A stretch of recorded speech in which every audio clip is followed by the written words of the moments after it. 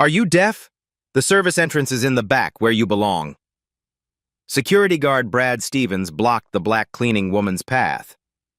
His hand slammed against the marble wall. Diane Washington stood quietly, her gray uniform wrinkled from hours of work. Cleaning cart beside her. Name tag crooked. Employees stopped walking. Phones came out. Some smiled. Brad's voice grew louder. I don't have time for this. Move. He pushed her cart roughly. Supplies scattered across polished marble. Clean that up and get out. Diane bent down slowly. Her canvas bag fell open. A first-class boarding pass slipped out, unnoticed by Brad. His radio crackled. Stevens, we need backup in the lobby. On my way. Just dealing with trash. The crowd gathered closer. Cameras rolling. Have you ever been judged by your appearance before discovering someone's true identity?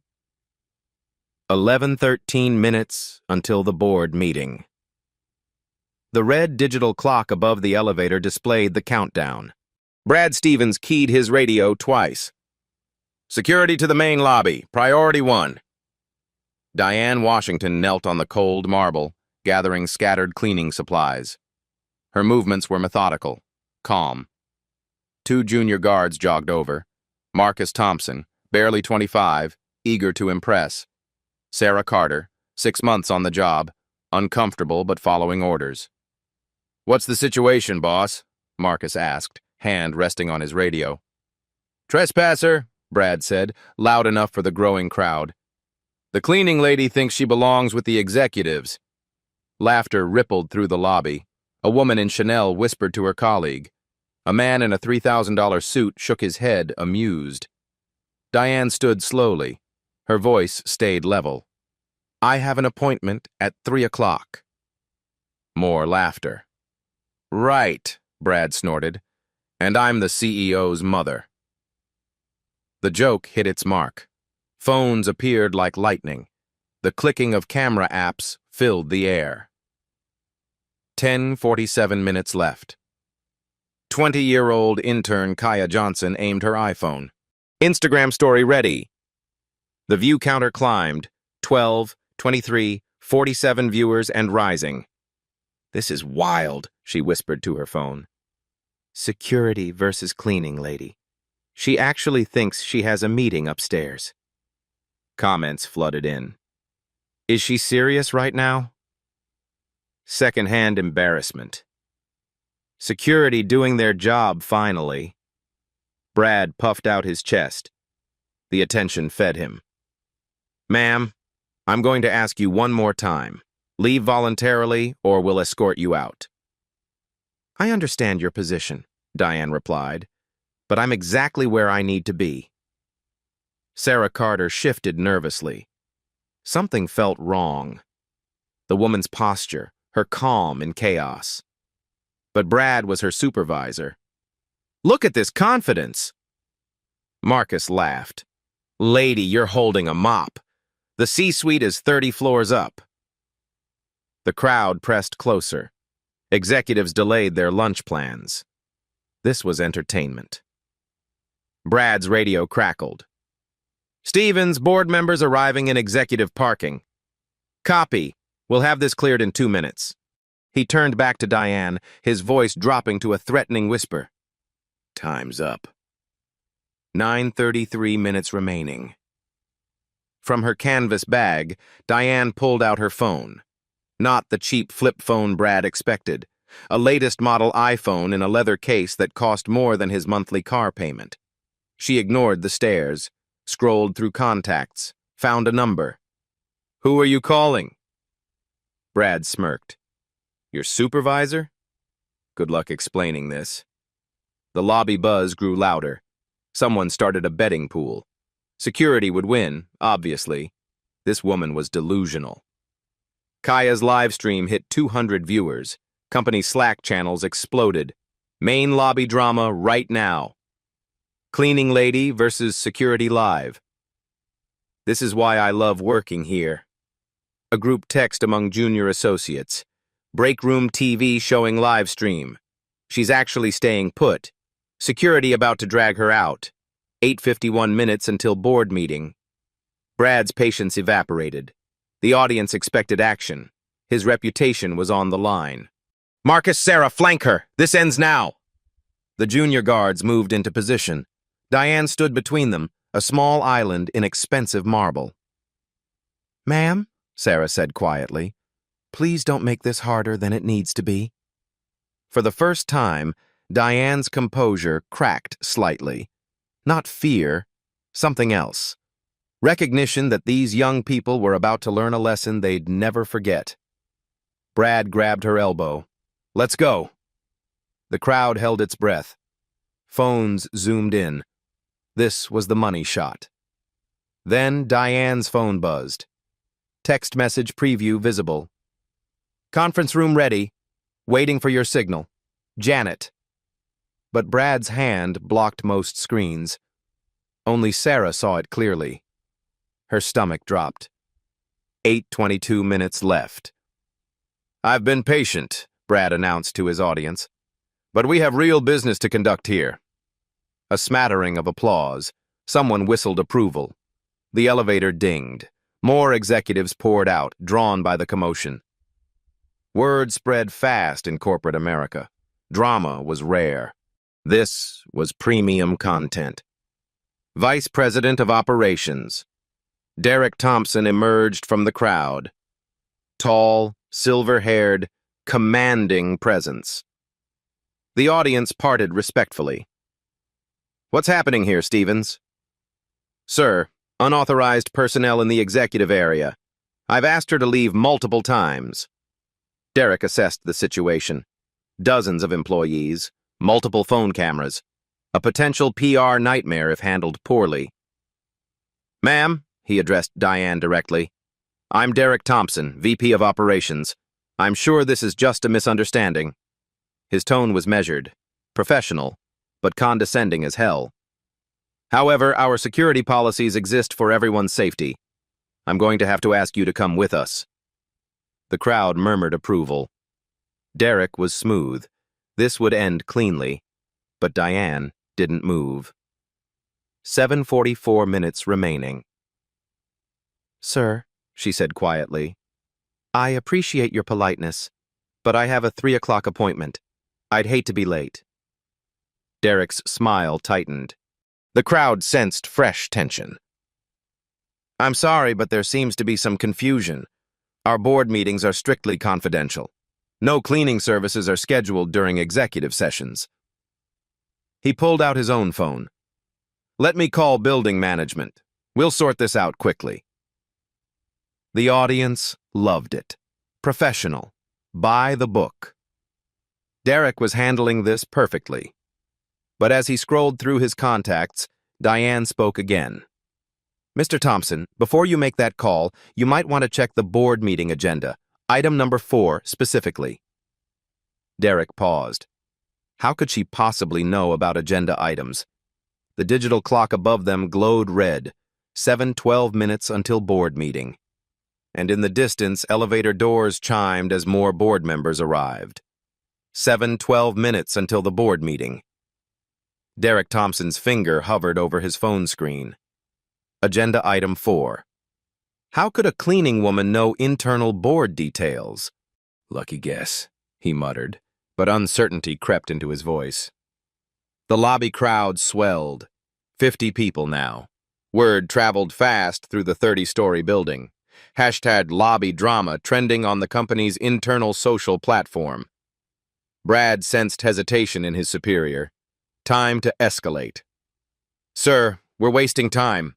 Legal says any unauthorized person becomes a liability issue." "You called it legal?" Derek snapped. "Standard protocol for trespassers." Diane remained motionless between the guards. Her cleaning cart sat abandoned, supplies still scattered across pristine marble. But her posture had shifted, straighter, more centered. 6:45 minutes left. Kaya's Instagram live viewer count hit 500. Comments flying. "She's standing her ground." "Security looks nervous." "Plot twist incoming." $20 says she gets arrested. The betting pool among employees reached $200. Security to win by overwhelming odds. Derek pulled Brad aside, lowering his voice. Stevens, this is becoming a circus. Handle it quietly. Sir, she refuses to cooperate. What choice do I have? Figure it out. Board members are watching. Through the floor-to-ceiling windows, black town cars lined the executive parking area. Board members stepped out. Expensive suits, serious faces, million-dollar decisions waiting upstairs. 6:21 minutes remaining. Marcus Thompson cracked his knuckles. Boss, want us to just carry her out? Make it quick? Sarah Carter looked sick. The text message on Diane's phone haunted her. Conference room ready. Janet.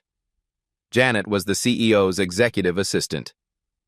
Wait, Sarah whispered to Marcus. Something's not right. What? Her phone. I saw a message from... Ladies and gentlemen, Brad's voice boomed across the lobby. Thank you for your patience. We're about to resolve this situation.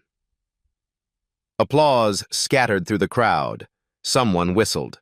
The show was reaching its climax. Derek's phone buzzed. Text from his assistant.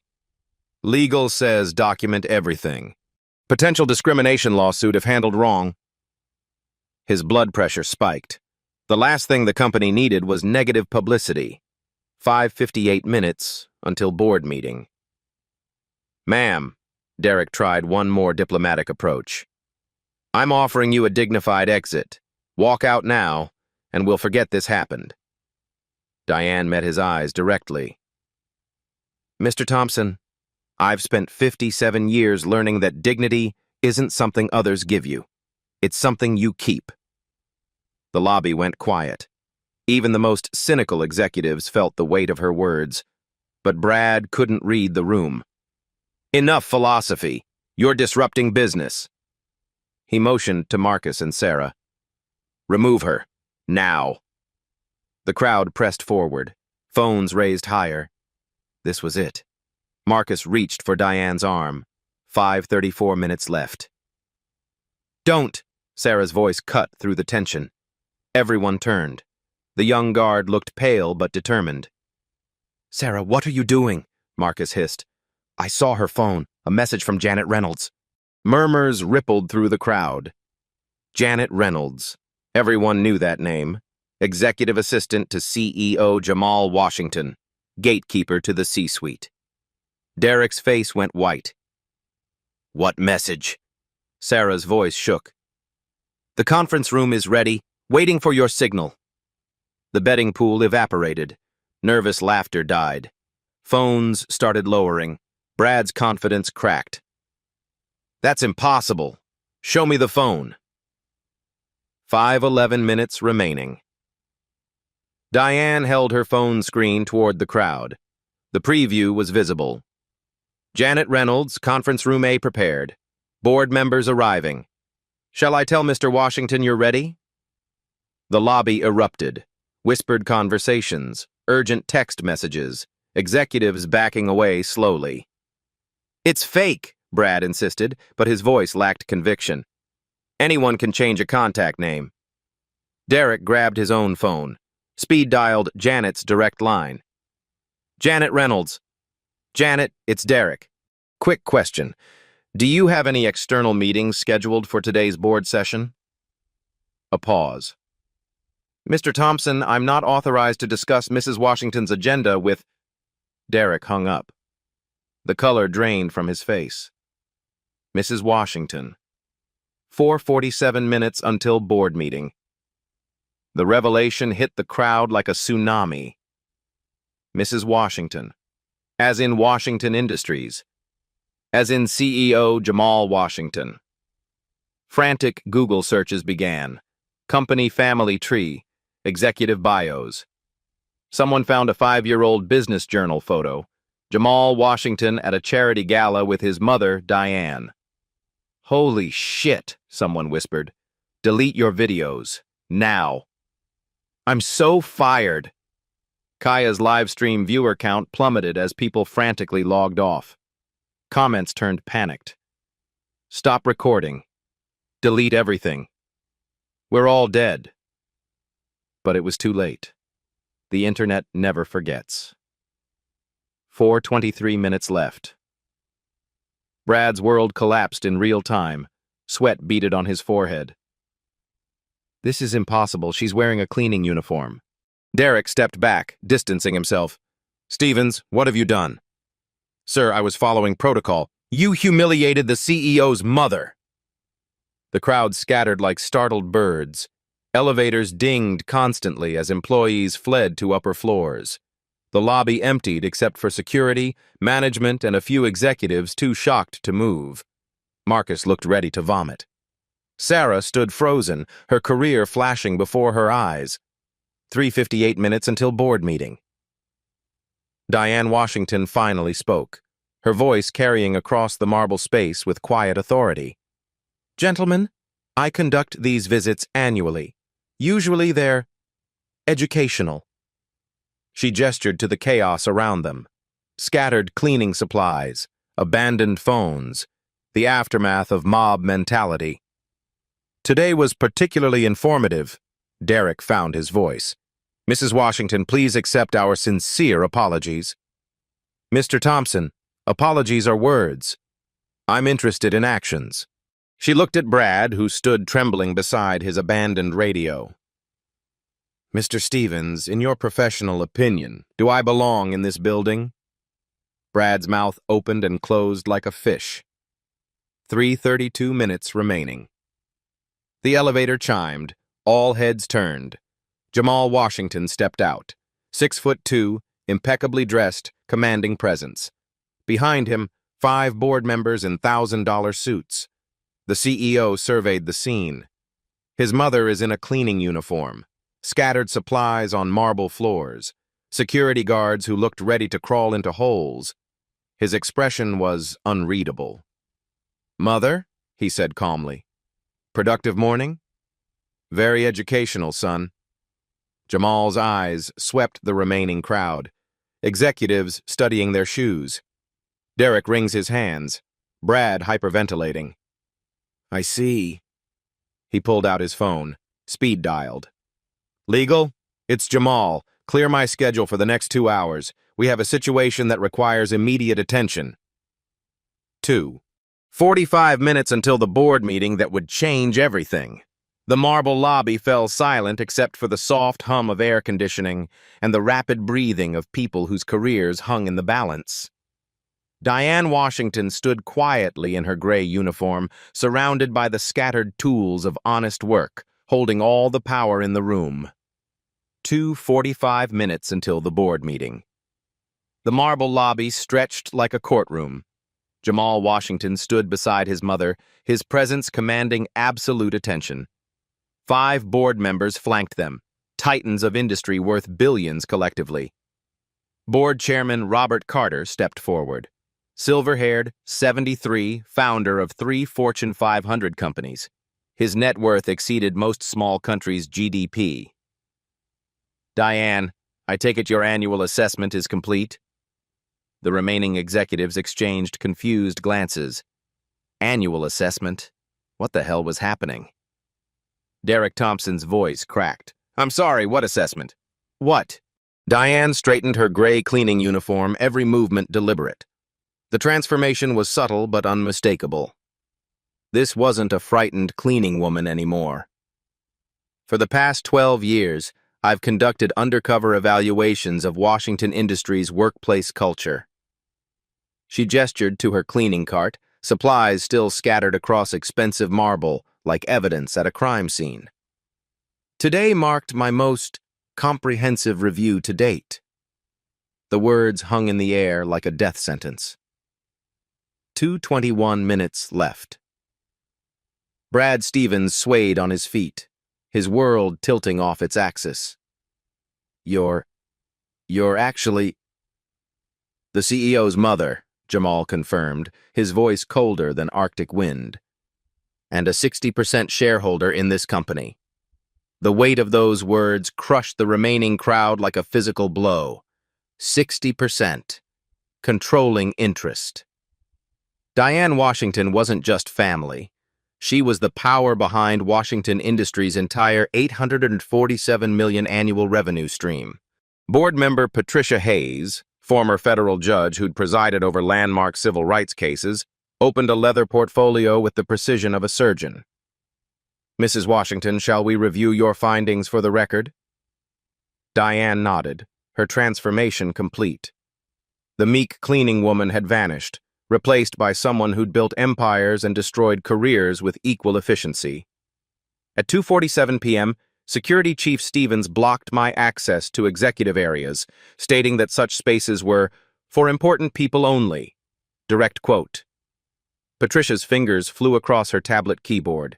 Every word would be documented, time-stamped, legally preserved.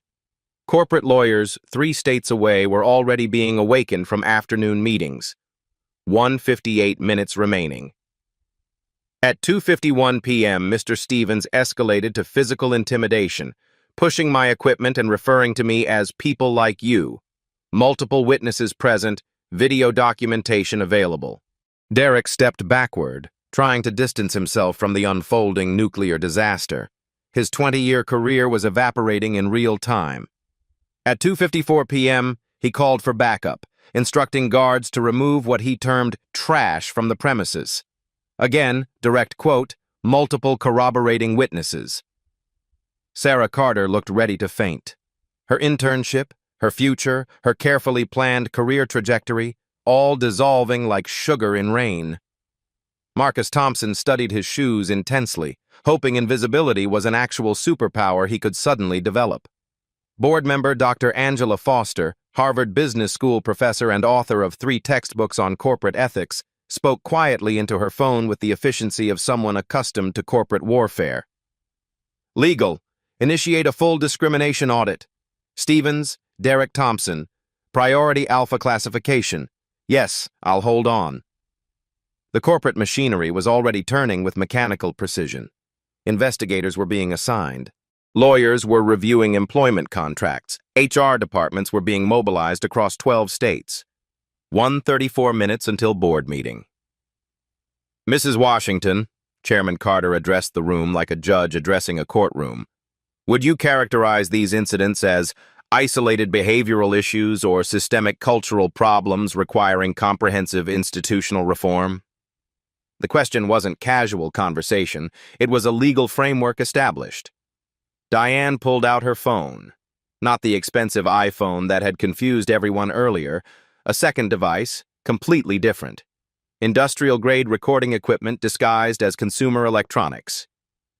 This contains 12 years of assessment data from every Washington Industries facility. Video recordings, audio transcripts, witness statements, demographic analysis, pattern documentation. She tapped the screen with scientific precision. A compilation video began playing on the device's surprisingly large display screen. Multiple incidents flashed across the tiny monitor. Different locations, different years, same patterns emerging like a virus spreading through the corporate body. Black employees questioned in parking lots about their right to be in executive spaces. Latino workers denied bathroom access during crucial client meetings. Asian staff members were systematically interrupted and dismissed during presentations they'd authored. 1:11 minutes left. The board members watched in grim silence that spoke louder than any corporate crisis meeting. This wasn't about Brad Stevens anymore. This was institutional failure documented with scientific rigor.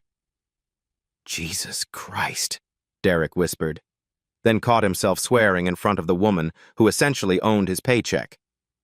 "I'm sorry, I didn't realize the scope." "Mr. Thompson," Jamal's voice cut through excuses like a blade through tissue paper. "Your apology is noted and rejected. Your resignation letter should be on my desk within the hour." "Sir, please, I have a family, a mortgage." "So do the employees you've systematically failed to protect for the past 4 years as VP of Operations."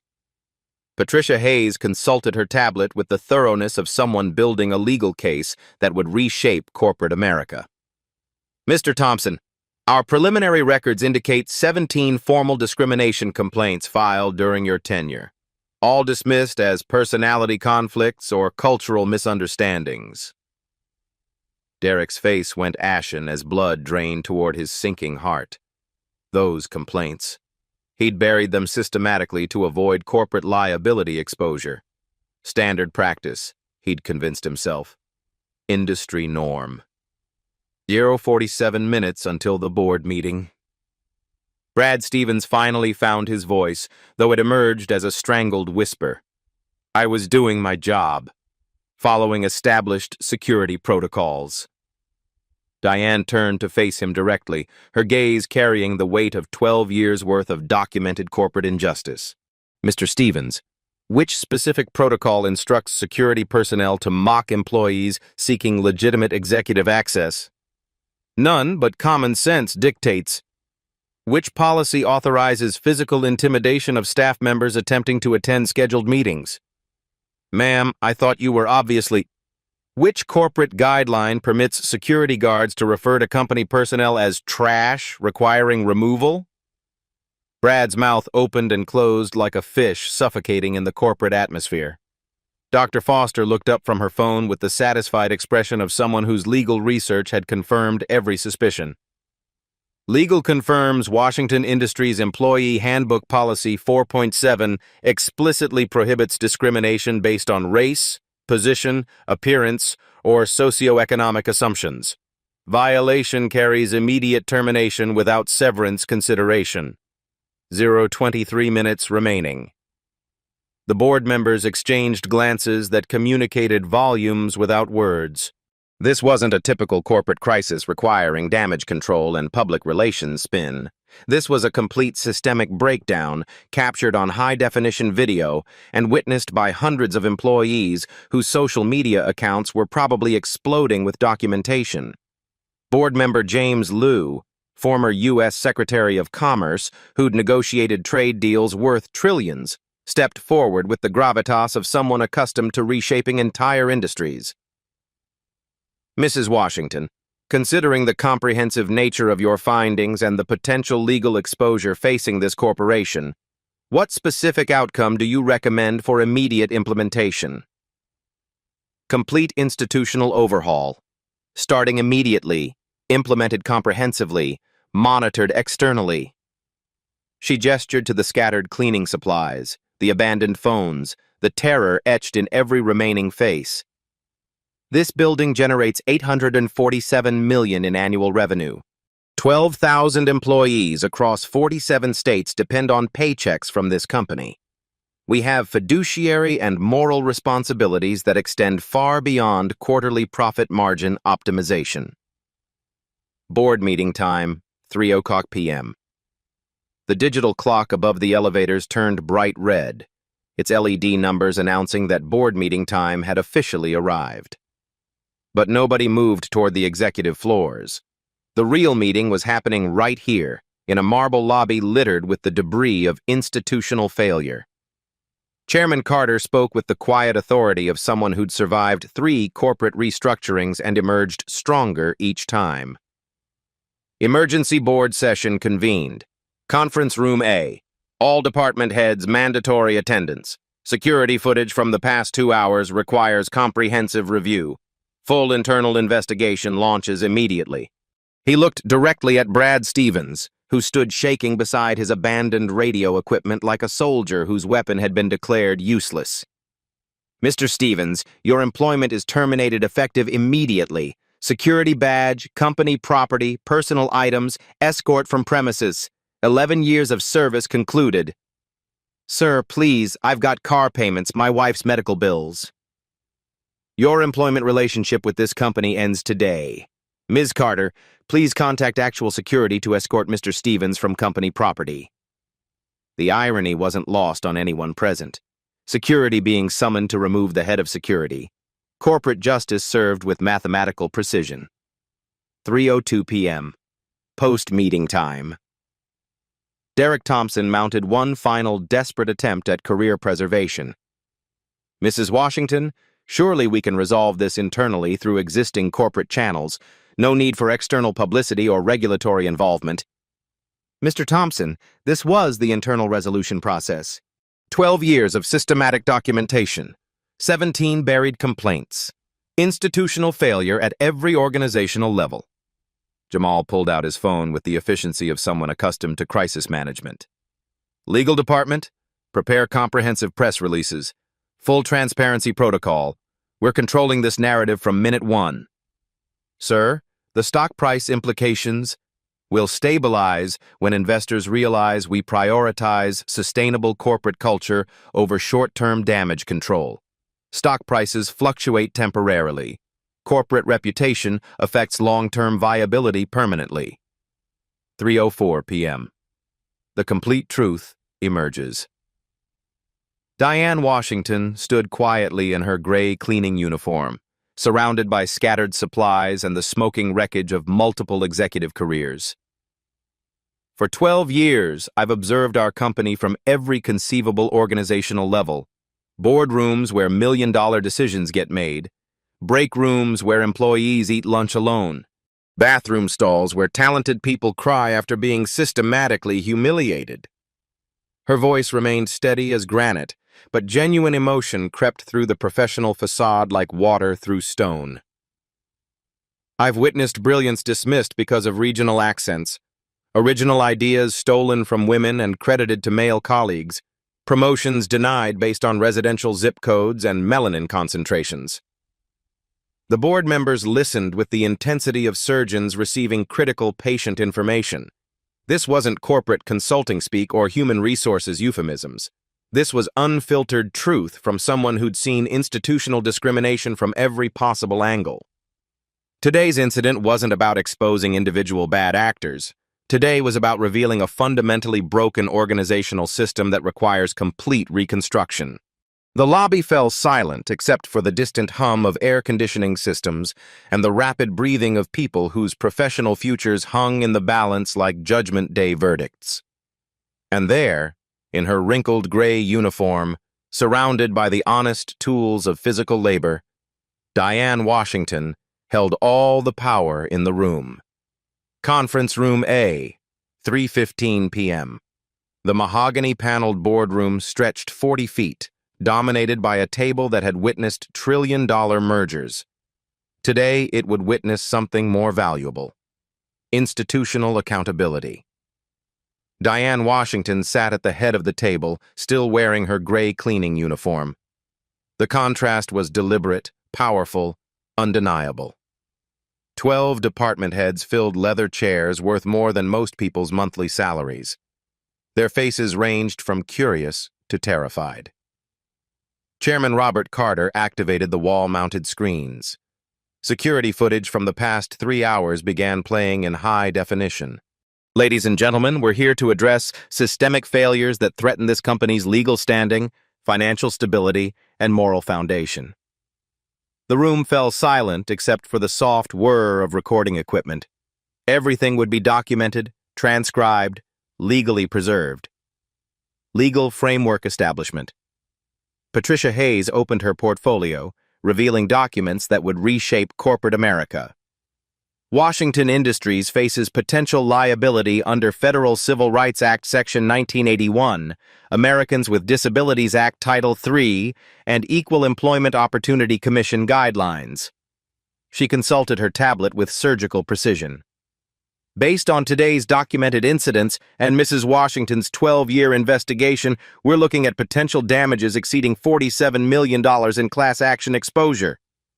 CFO Margaret Torres went pale. $47 million? For one security incident? One documented incident among systematic patterns spanning 12 years across 47 facilities. Patricia's finger traced legal precedents on her screen.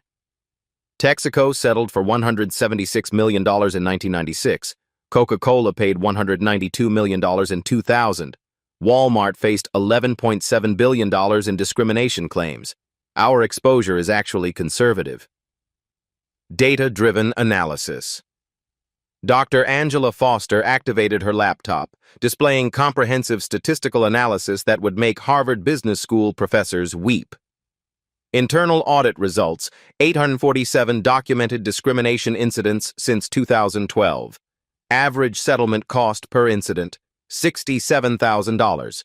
Total exposure, $56.8 million before legal fees. The numbers hit the room like financial artillery. Employee turnover among minority staff, 43% annually versus 12% company-wide average. Replacement costs, $847 per departing employee. Annual loss, $2.3 million in recruitment and training. Head of Operations. Sandra Kim shifted uncomfortably. Those were her department's statistics. Promotion rates. White males promoted 67% faster than equally qualified minorities. Patent applications. 89% credited to white employees despite diverse authorship. Customer complaints citing discrimination. 234 in 2024 alone. Corporate Accountability Matrix. Diane Washington activated her own presentation system. 12 years of undercover documentation appeared on wall-mounted screens in devastating clarity. Facility 1, Denver. Security guards routinely questioned black employees' right to use executive parking. Video evidence played silently. Timestamps, GPS coordinates, witness statements. Facility 7, Atlanta. Latino maintenance workers denied overtime pay for identical work performed by white colleagues. More footage. Payroll records, bank statements showing wage disparities that violated federal law. Facility 23, Los Angeles. Asian engineers' presentations consistently interrupted, their innovations credited to white supervisors. Patent filings flashed across screens, original authors versus credited inventors. The theft of intellectual property was quantified, documented, legally actionable.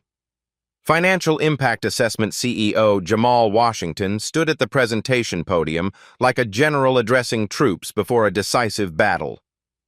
Current annual revenue, $847 million. Net profit margin, 23.7%. That's $200.7 million in annual profit. He clicked to the next slide with military precision. Legal settlement projection, $47 to $89 million. Regulatory fines, $12 to $34 million. Reputation damage, 15 to 30% revenue loss annually. The mathematics of discrimination became brutally clear. Best case scenario, $74 million total cost. Worst case, $301 million over 5 years. That's 37% of our current net worth. Board member James Liu leaned forward with the intensity of someone who'd negotiated treaties worth more than small nations' GDP. Jamal, what's the alternative cost structure for comprehensive reform? Reform Investment Analysis. Diane Washington retook control of the presentation with the authority of someone who'd spent decades building corporate empires. Comprehensive bias training. $2.3 million annually. Anonymous reporting system. $890,000 implementation. $340,000 annual maintenance. Her slides displayed detailed budget breakdowns that would make McKinsey consultants envious. External oversight consultancy, $1.2 million annually. Diversity hiring initiatives, $4.7 million over 3 years. Total investment, $11.8 million. She paused, letting the numbers sink into executive consciousness like mathematical truth serum. $11.8 million investment versus $301 million potential liability. That's a 2,451% return on investment in risk mitigation alone. Legal ultimatum structure. Patricia Hayes stood with the commanding presence of someone who'd prosecuted Fortune 500 executives and won. Washington Industries has 3 options. Legal consultation complete, board approval pending. She activated a laser pointer with theatrical precision. Option 1, comprehensive internal reform, zero-tolerance discrimination policy, external monitoring, executive accountability measures, estimated cost, $11.8 million over 3 years. The room absorbed this like a lifeline thrown to drowning swimmers. Option 2, federal consent decree, government oversight, mandatory reporting, Court-supervised compliance monitoring. Estimated cost, $67 million over 7 years plus ongoing regulatory burden. Executive faces went ashen as the implications became clear. Option 3. Class action litigation. Media attention. Congressional investigation. Potential criminal referrals for systematic civil rights violations. Estimated cost. Company dissolution. Executive Decision Framework. Chairman Robert Carter addressed the room with the gravitas of someone who'd survived 3 major corporate restructurings. Department heads, you have 30 seconds each. Reform, support, or opposition. Legal record requires individual positions. CFO Margaret Torres spoke first. Support. Financial analysis supports immediate implementation. Head of Operations. Sandra Kim nodded reluctantly. Support. My department's statistics are indefensible. One by one, 12 department heads voiced support. The mathematics were irrefutable. The legal exposure was catastrophic. Reform wasn't optional, it was survival. Implementation. Timeline. Dr. Angela Foster activated her comprehensive reform blueprint with the efficiency of someone who'd restructured entire industries. Phase 1. Immediate termination of documented bad actors. Complete by 5 p.m. today. Brad Stevens was already gone. Derek Thompson's resignation was being processed. Phase 2. Anonymous reporting system launch. Complete by end of week. Vendor contracts signed. Technology deployed, staff training initiated. Phase 3, bias training mandatory for all employees. External consultants contracted. Harvard Business School curriculum licensed. 6-month implementation timeline. Accountability measures. Jamal Washington retook the podium with presidential authority. Executive compensation is now tied to diversity metrics. Stock options contingent on discrimination complaint resolution. Performance reviews include bias prevention scores. He made eye contact with every department head individually. Zero tolerance means zero tolerance. Second chances don't exist. Career advancement requires demonstrated commitment to institutional equity. Financial commitment. Diane Washington stood slowly, her cleaning uniform somehow more powerful than any corporate suit in the room. Board Resolution 2025-847. Washington Industries commits $15 million over 3 years to comprehensive discrimination elimination. The number was higher than projected costs. Insurance against failure. External oversight by Collins and Associates Civil Rights Consulting. Quarterly reporting to EEOC. Annual third-party audits published publicly. She gestured to her cleaning cart, still visible through the conference room's glass walls. I've spent 12 years documenting institutional failure. The next 12 years will document institutional excellence. Legal documentation. Patricia Hayes activated recording equipment with ceremonial precision. Board Resolution 2025-847 requires unanimous approval. All in favor? 12 hands rose simultaneously.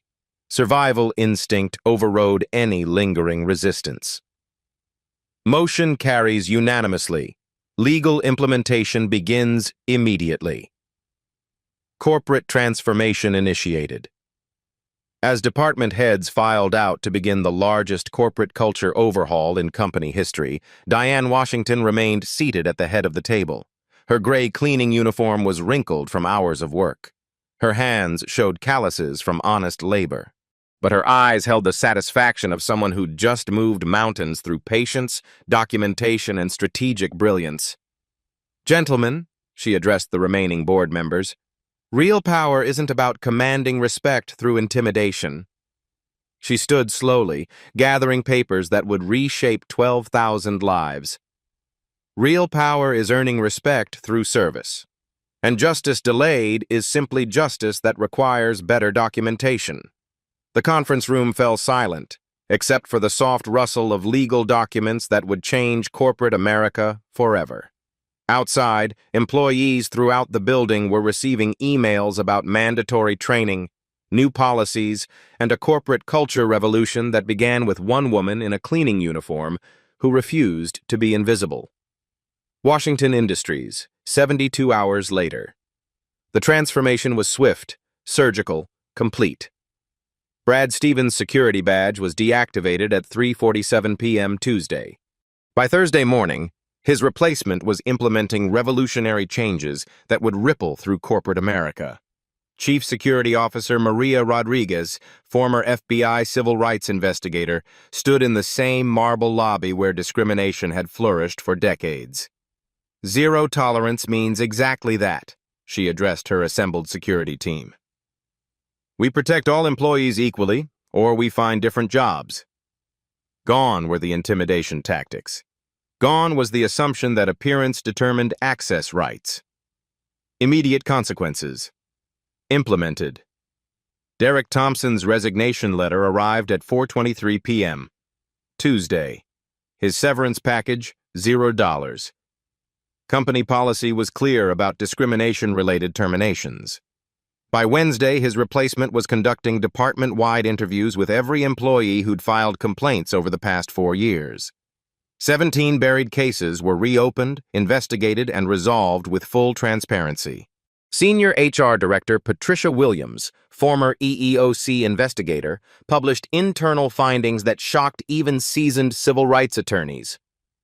Systematic suppression of discrimination complaints cost this company $2.3 million annually in turnover alone. We're implementing changes that will save money while protecting dignity, technology solutions deployed. The anonymous reporting app launched Friday at 8 a.m. Called Dignity Direct, employees could report discrimination incidents with photographic evidence, witness statements, and GPS tracking. Within 48 hours, 47 reports filed, 23 investigated, 8 policy violations confirmed, 3 managers were terminated. App developer Jennifer Carter, coincidentally Sarah Carter's older sister, had created the system in 72 hours after hearing about the lobby incident. Technology should amplify voices, not silence them, she explained to Washington Post reporters covering the corporate revolution. The app's impact was immediate and measurable, and reports that previously took months to surface were now addressed within hours. Training programs, revolutionary Harvard Business School. Professor Dr. Angela Foster designed the mandatory bias training program with scientific precision. Every employee, from janitors to executives, attended identical sessions. No hierarchy in education. No special treatment based on pay grade. Week 1 results: 94% of employees reported learning significant new information about unconscious bias. 73% admitted to previous discriminatory assumptions. Marcus Thompson, the junior guard who'd participated in Diane's humiliation, emerged from training fundamentally changed. I never realized how my actions affected people, he wrote in his mandatory reflection essay. Uniform doesn't determine worth. Position doesn't determine value. His probation ended after 6 months. He became a vocal advocate for respectful treatment of all employees. Sarah Carter's transformation. The young guard who'd spoken up during the crisis received the promotion Brad Stevens' termination created. At 24, she became the youngest security supervisor in company history. Her first policy memo established new protocols. Every person entering this building deserves courtesy until proven otherwise. Assumptions are terminated, employees waiting to happen. Under her leadership, security incidents dropped 67%. Employee satisfaction with security services increased 89%. Speaking truth to power doesn't end careers, she told new employee orientation sessions. It creates them. External validation. Achieved the National Association for the Advancement of Colored People, NAACP, awarded Washington Industries its Corporate Excellence Award 6 months later. CEO Jamal Washington accepted the honor wearing a gray cleaning uniform identical to his mother's. Excellence isn't measured by profit margins alone, he told the audience of civil rights leaders. It's measured by how we treat people when nobody's recording. The irony wasn't lost on anyone. Everyone had been recording that Tuesday afternoon, measurable culture change. 1 year later, the statistics told a remarkable story. Employee retention among minorities increased from 57% to 89%. Promotion rates achieved statistical parity across all demographic groups. Patent applications properly credited original authors regardless of race or gender. Customer satisfaction scores climbed 34% as employees felt respected enough to provide exceptional service. Revenue increased 12% as workplace stress decreased and productivity soared. Most importantly, zero discrimination complaints filed in 12 consecutive months. Media coverage impact. The Washington Post featured the story on its front page. From lobby humiliation to corporate revolution, how one woman changed everything. Harvard Business Review published a case study. The Washington Industries Model.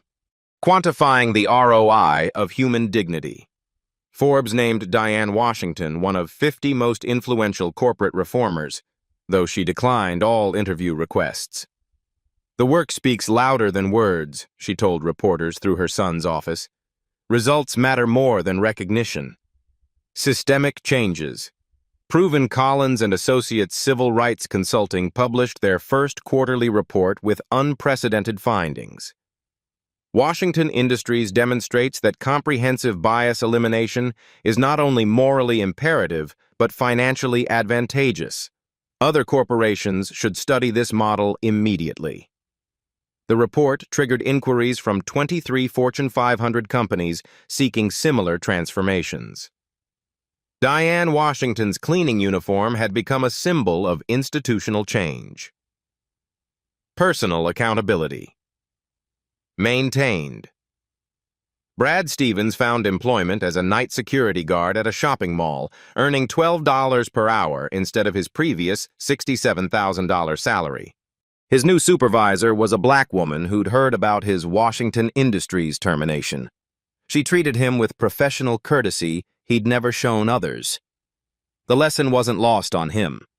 Derek Thompson started a consulting firm specializing in avoiding discrimination lawsuits. His first client canceled the contract after researching his background. Some lessons are expensive, some are career-ending.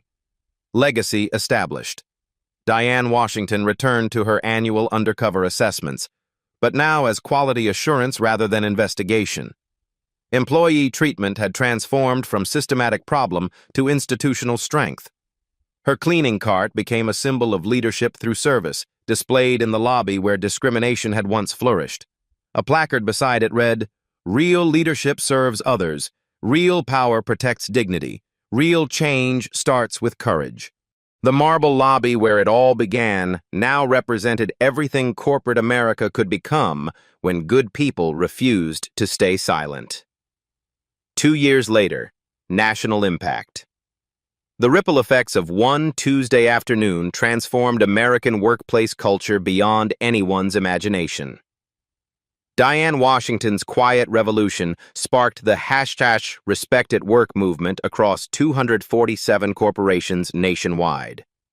From Silicon Valley startups to Wall Street banks, companies implemented Washington standards, zero-tolerance discrimination policies backed by anonymous reporting systems.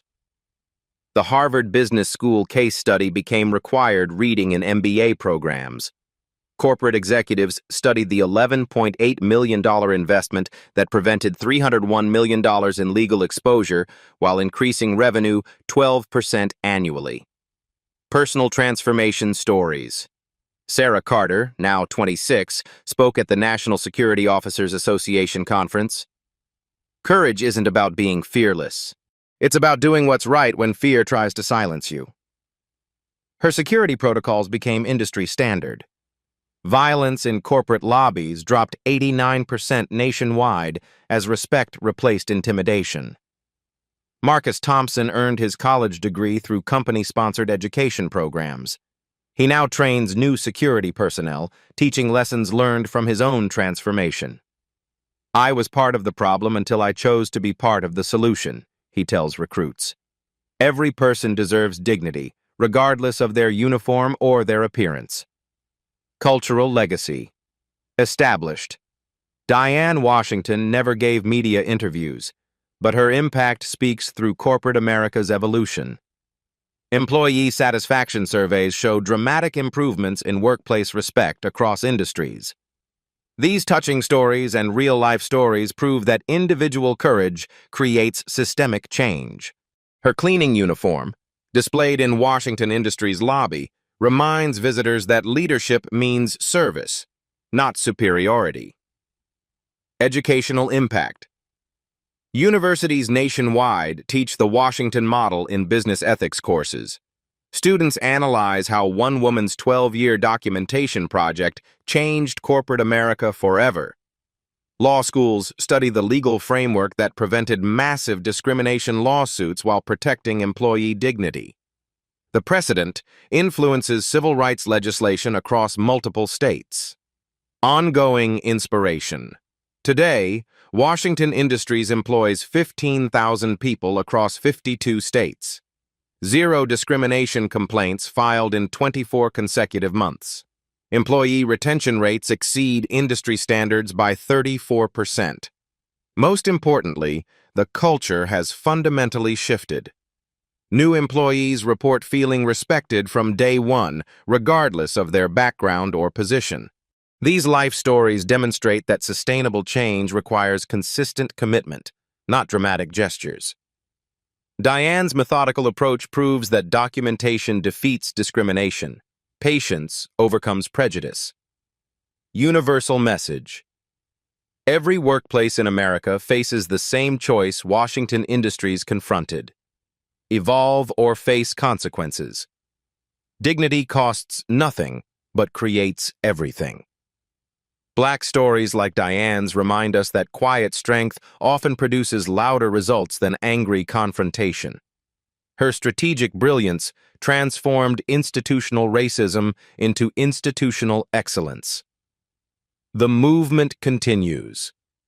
Corporate executives nationwide now understand respect isn't optional, it's profitable. Companies implementing Washington standards report higher productivity, lower turnover, increased innovation. But transformation requires individual commitment. Every employee who witnesses discrimination faces the same decision Sarah Carter made: speak up or stay silent. A. Your role in change. Have you witnessed workplace discrimination that went unreported? Share your story in the comments below. Your voice matters, and collective courage creates unstoppable change. These real-life stories prove that ordinary people can achieve extraordinary results when they refuse to accept injustice as normal. Hit that share button, because every story of standing up for what's right deserves to reach someone who needs courage to speak their truth. Subscribe to Black Voices Uncut for more inspiring stories of resilience, justice, and transformation that prove dignity always defeats discrimination. Ring that notification bell, because the next story might be the one that changes your workplace, your community, or your life. Together, we're not just sharing touching stories. We're building a movement where every person's humanity is respected, protected, and celebrated. The story you heard today wasn't cleaned up. It was told exactly as it happened. At Black Voices Uncut, we believe that's the only way truth can live. If you felt something, hit like, comment, and your reaction, and subscribe. Every week, we bring you voices that refuse to be silenced.